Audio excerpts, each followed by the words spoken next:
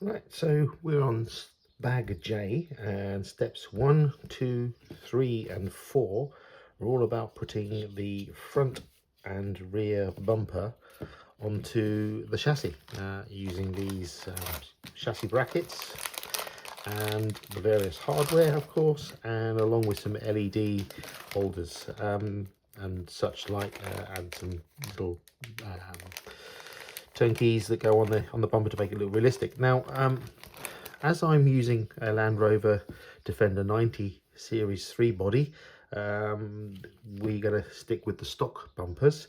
So my bumper is going to be this one, and in theory that's going to meet the front of the car and slot in here, and the other bumper will be attached to the bodywork of the car, which I will reveal at a later stage. So the kind of this steps here we don't need to worry about too much with bag J, because we're having a Land Rover 90 rather than an alternative body which has these nice large bumpers. But I'll save these. I may use them at a later stage, you never know, might change the body at a later stage. But that's kind of where we are. Right, so don't worry about steps for J, bag J, keep those as spares. Right, so we now move on to bag K, and this is technically the last bag for the chassis build bit part. Bag L is bodywork, so we've got here quite quickly. So all about wheels and tyres. So technically you can see lovely lovely tyres, lovely wheels. Wow, look at those, they really do look authentic as well, quite sticky too actually. It's going to be really nice.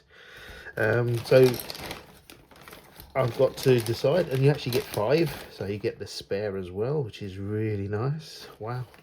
And of course the rest of the components there. So for me, black wheels, whilst they're very nice, they're quite an aggressive sports car style color for me. I like my wheels to be wheels, and I know that the pictured Carisma Scale Adventure Bulldog has these as white, so let's see what I'm like. I'm a little bit more traditional. I may go for the white, should probably go, but anyway, so I've got to paint these, and once they're painted we can then get them installed. But yes, you do get everything you need, and they are beadlocks as well. And these are plastics rather than metal, which is not a problem. But yeah, see, and you do get like a wheel weight in there, and you do get sponge as well, so they're kind of pre-installed as well, ready for you.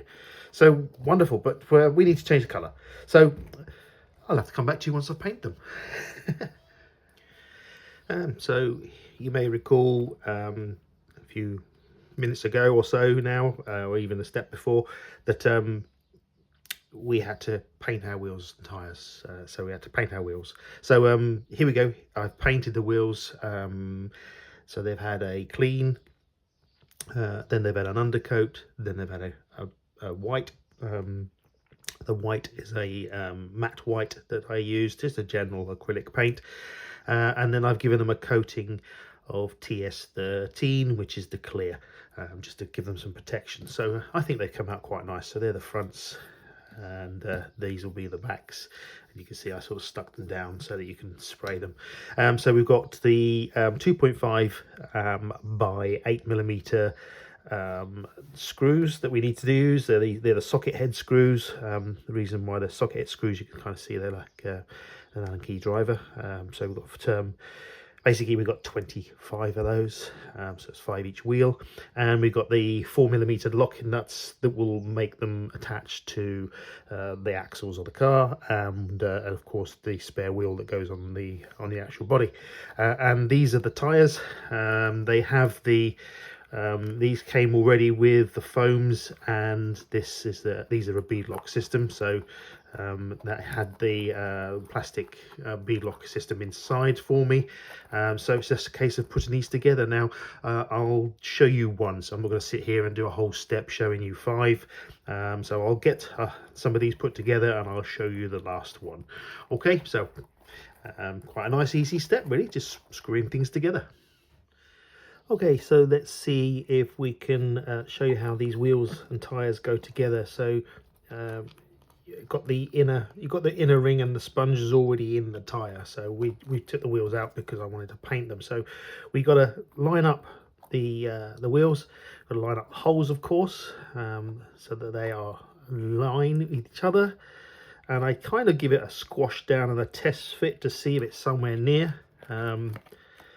Just so you know you're going to be somewhere near and the holes somewhere work. You've got to be a bit of a tight grip and get your hands on. And then this is the hex that goes onto the axle. So you then got to line the holes up as well. You've got the holes here, here, here, and here. So your 5 holes have got to line up your 5 holes on the wheel. So the idea. So I kind of turn that and I kind of line that so I can see the holes all the way through, and that's what I'm doing here.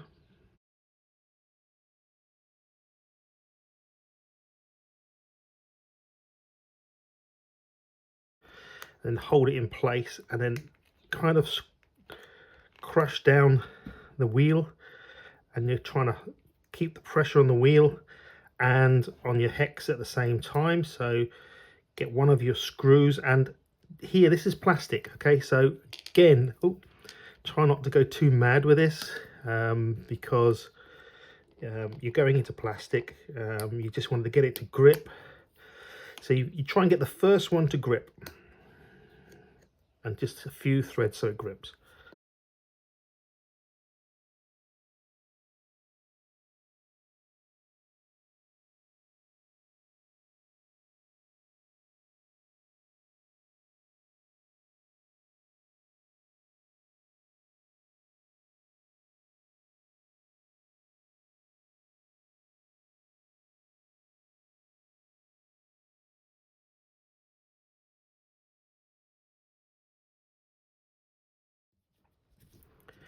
Trying to line up.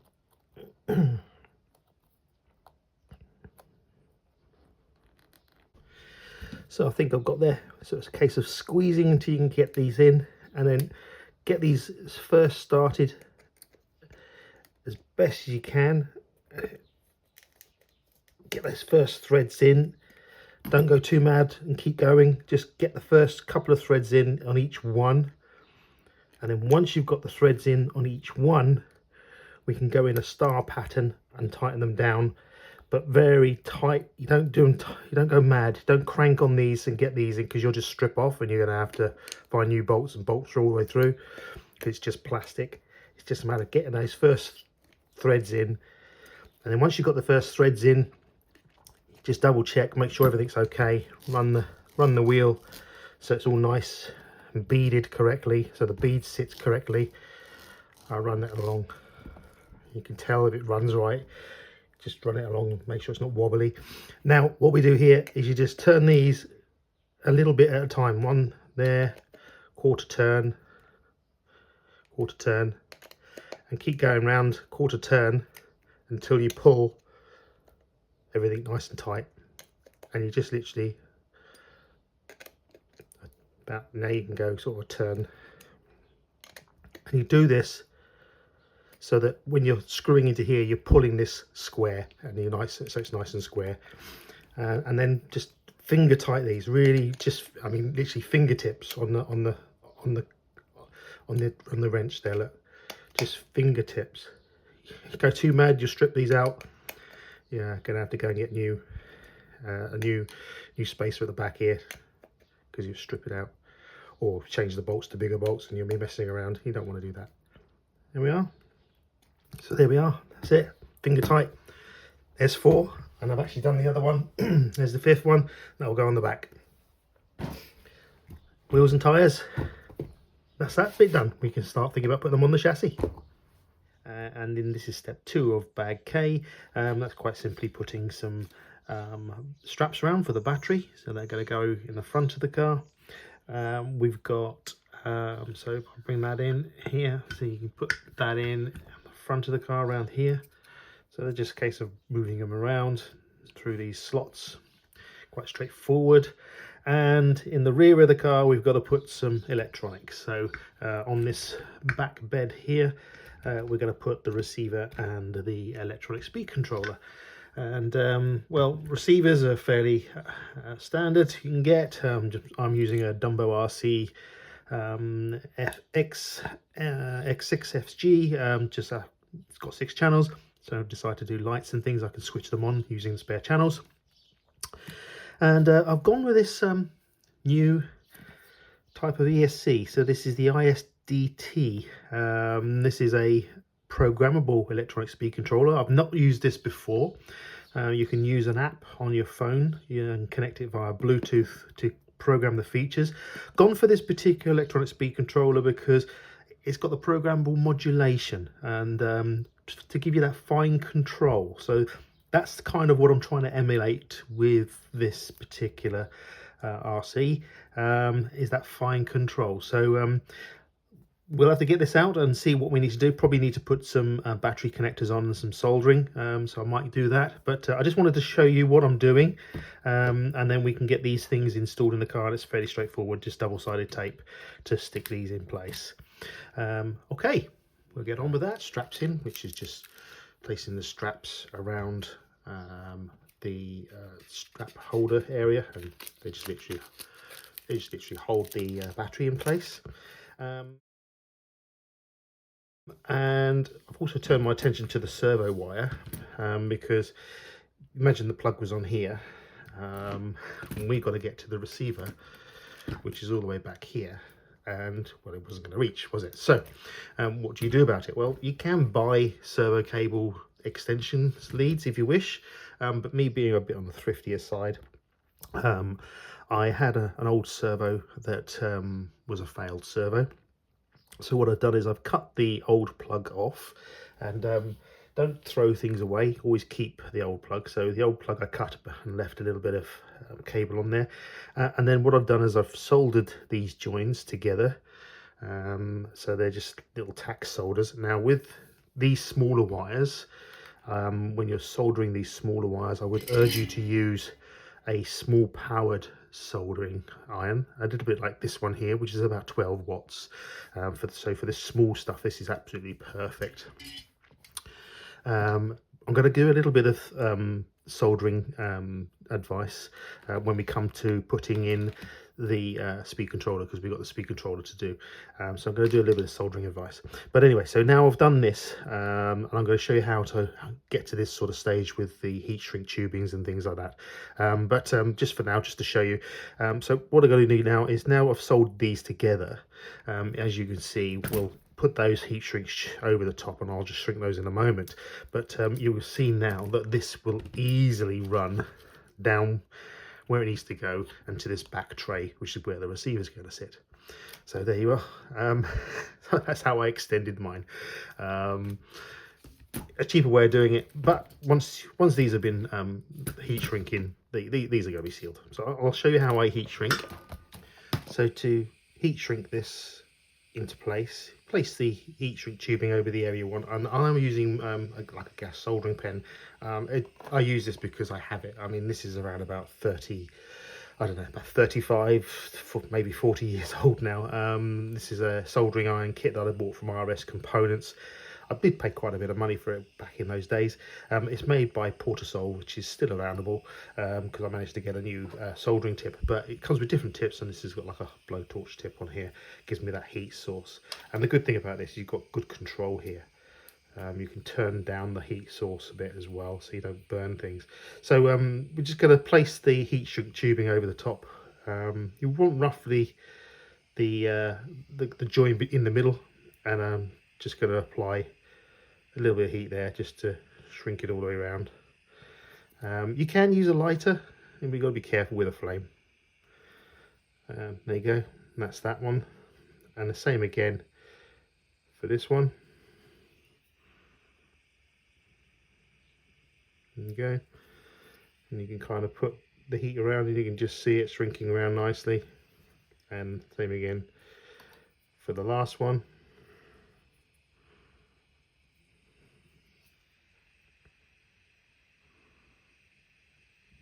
Nicely shrunk.